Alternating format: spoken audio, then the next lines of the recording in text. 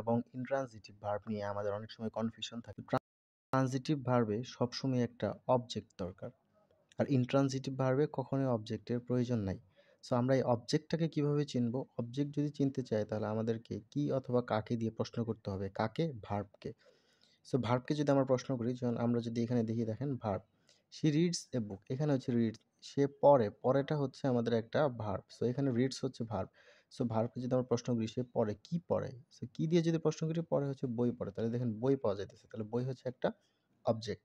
ঠিক এরকম দে ate rice, তারা এট, এই এট হচ্ছে কি তারা খায়, আসলে মূলত খায়। তো কি খায়? রাইস খায়। তো রাইস হচ্ছে এখানে একটা ট্রানজিটিভ ভার্ব। সো কারণ হচ্ছে সরি, রাইস হচ্ছে একটা অবজেক্ট।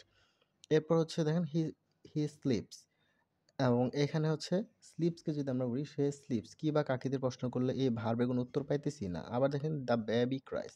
সো এখানে বেবিকে যদি আমরা প্রশ্ন করি, এই যে ক্রাইসকে যদি প্রশ্ন করি যে ক্রাইস, সে কাঁদে, কি কাঁদে, কেন কাঁদে, কি কাঁদে বা কাকে কাঁদে, এ তার কোনো উত্তর আছে? নাই। তাহলে উত্তর না থাকলে এইগুলো হচ্ছে ইনট্রানজিটিভ ভার্ব। এখন এই ট্রানজিটিভ এবং ইনট্রানজিটিভ ভার্ব, কোনো ভার্ব আছে যেগুলো ট্রানজিটিভ এবং ইনট্রানজিটিভ দুইভাবে ব্যবহৃত হতে পারে।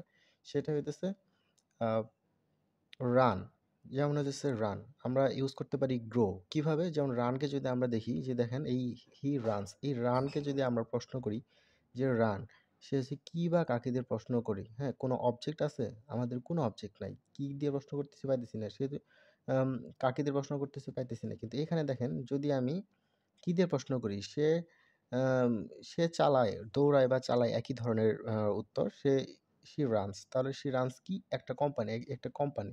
তাহলে এখানে একটা আমরা অবজেক্ট পাইতেছি, তাহলে এই জায়গায় হচ্ছে যেহেতু অবজেক্ট পাইতেছি, এটা একটা ট্রানজিটিভ ভার্ব।